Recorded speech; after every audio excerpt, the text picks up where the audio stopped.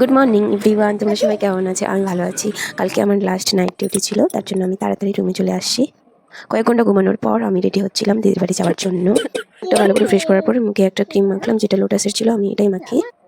Night duty করলে রাতে ঘুমানো যায় না, আর ভালোই লাগে না। না কারো ভালো লাগে ভালো করে খেতে, না ভালো লাগে রেডি হতে, না ভালো লাগে কোথাও যেতে। তারপরে মেখে নিলাম মুখে একটা প্রাইমার, যেটা মুখে ভালো করে মাখিয়ে নিলাম। তারপর প্রাইমারটা মুখে লাগিয়ে 5 মিনিটের মতো একটু দাঁড়ালাম শুকানোর জন্য। তারপরে মুখটাকে ভালো করে মেখে তারপরে একটু ফাউন্ডেশন লাগাবো। আমার কাছে এটাই ছিল। আর এটা হচ্ছে আমার বিয়ের সময় কিনা। আমি এমনি মুখে এসব ইউজ করি না, ফাউন্ডেশন প্রাইমারগুলো হালকা ক্রিমটাই মাখি। তো আজকে যেহেতু একটু দূরে যাব, আমি শিলিগুড়ি থেকে লাটাগুড়ি যাব, সে কারণে মুখে একটু ফাউন্ডেশন দিচ্ছি, যাতে একটু দেখতে ভালো লাগে আর সুন্দর লাগে। ফাউন্ডেশনটা দেওয়ার পরে ভালো করে মুখটাকে মেখে নিব। তারপরে যেহেতু 5 দিন নাইট শিফট করলাম, রাত্রে ভালো করে ঘুমোতে পারিনি, দিনের বেলাও সেরকম ঘুম হয় না, তো শরীরটা একটু খারাপ লাগছিল। কিন্তু কিছু করার নেই, 2 দিন যেহেতু আমার ছুটি আছে, তো ভাবলাম দিদির বাড়ি একটু গিয়ে ঘুরে আসি। ওখানে আমার ছোট্ট একটা বাবা আছে, ওর সাথে দেখা করে আসবো। আমি এর আগে আরেকবার গিয়েছিলাম একা একা, তখন আমি খুব তাড়াতাড়ি গিয়েছিলাম আর তাড়াতাড়ি চলে আসছিলাম। তো এবার ভাবছি 2 দিনের ছুটি আছে, একটু যাবো আর একদম সময় কাটাবো ওদের সাথে। আমি তারপরে ছোট্ট একটা কপালে টিপ দিয়ে দিলাম, তারপরে হালকা লিপস্টিক দিলাম। কেমন লাগছে একটু জানাবে। আমি মেকআপ করতে জানি না, তবুও আমার যেরকম মনে হলো, আমি যেরকম ভালো লাগবে একটু করে নিলাম। আচ্ছা, কেউ আসবে না। তারপরে ড্রেস চেঞ্জ করে নিলাম। ড্রেস চেঞ্জ করার পর কাপড়গুলো এদিক ওদিক করা ছিল, দিয়ে ভাঁজ করে রাখলাম, যেহেতু আমি 2 দিন দিদির বাড়িতে থাকবো। তারপরে এদিক ওদিক যেন না হয়ে যায় কাপড়গুলো, সেজন্য সবগুলো ভাঁজ করে রাখছিলাম। আজকে বাইরেটা অনেক রৌদ্র আছে, সেজন্য একটু বডি লোশনটা গায়ে মাখলাম। আর আমাকে কেমন লাগছে, চুলটা তো আগে থেকে বাঁধা ছিল, সেজন্য আমি আর বাঁধলাম না, হালকা পাতলা বেনি করাই ছিল। তারপরে আমার পারফিউমটা একটু দিয়ে দিলাম। সোয়েটারটা আমি হাতে করে নিয়ে যাবো, পরবো না, গরম লাগছে। যখন ঠান্ডা লাগবে তখন পরবো। আর একটা কাজ আমার ছাড়া পড়ে গেছিলো, যে একটু সিঁদুর লাগানো, তো সিঁদুরটা ভালো করে লাগিয়ে নিয়েছিলাম। এখন তো আমার বিয়ে হয়ে গেছে, তো শাখাগুলো তো একটু লাগালাম। আমার ভিডিওগুলোকে কেমন লাগছে তোমরা একটু জানাবে, ভালো লাগছে না খারাপ লাগছে। তারপরে একটু ভালো লাগলে কমেন্ট, লাইক করবা। যারা যারা সাবস্ক্রাইব করো নাই, তারা আমার চ্যানেলকে সাবস্ক্রাইব করে দিও প্লিজ। আর তোমরা যদি সাবস্ক্রাইব করো, ফলো করো, পাশে থাকো, তাহলে আমার আরও ভালো লাগবে আর আমি আরও ভিডিও বানাতে পছন্দ করব। তো দেখো, আমি ফাইনালি রেডি হয়ে গেছি, আমি এখন বেরোবো। আমি বেরোলাম। হস্টেল থেকে বের হওয়ার পরেই সামনেটা করে একদম মহারাজা অপারেশন হসপিটাল দেখা যায়। তারপরে আমি এখানে আবার রিটার্ন হলাম আমি হস্টেলে যাওয়ার জন্য, কারণ কি আমার কাছে ক্যাশ টাকা ছিলই না।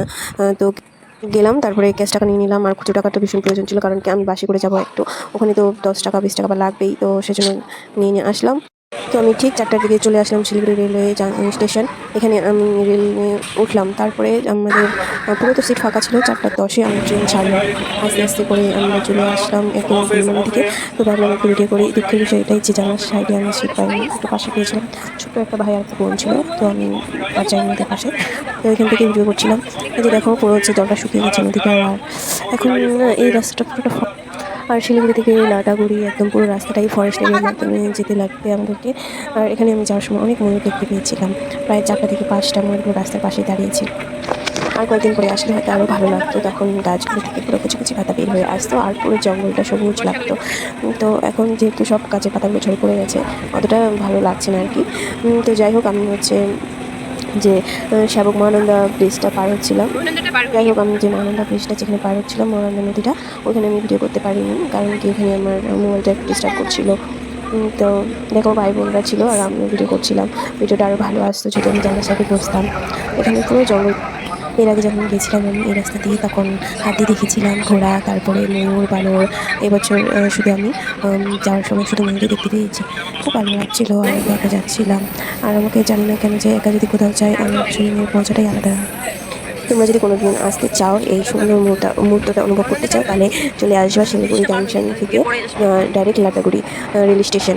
তোমরা হচ্ছে 20 টাকা দিয়ে একটা টিকিট কাটবা, তারপরে ট্রেনে উঠে যাবা আর সুন্দর মুহূর্তটাকে অনুভব করবা। খুব মজা লাগে আর বেশি খরচা নেই। যদি তোমরা বাসে আসতে চাও, তাহলে বাসে প্রায় তোমার 150 টাকা থেকে 200 টাকার মধ্যে খরচা হয়েই যায়, বাস টোটো মিলিয়ে। আর এখানে ট্রেনে মাত্র 20 টাকা দিয়ে তোমরা চলে আসবে এত সুন্দর একটা দৃশ্য দেখার জন্য। কিন্তু হ্যাঁ, তোমাকে অবশ্যই জানলার সাইডে বসতে লাগবে। এই যে আবার ব্রিজটার মাঝখান দিয়ে যখন আমরা যাচ্ছিলাম, দিকে তখন যে যাত্রীরা এত হাল্লা করছিল, কি আর বলবো।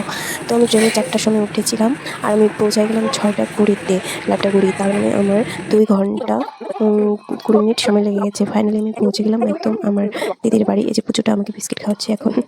বাই বাই, সবাই ভালো থেকো, সুস্থ থেকো। আজকের জন্য এটুকুই।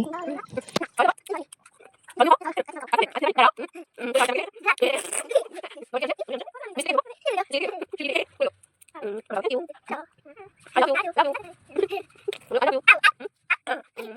Ano?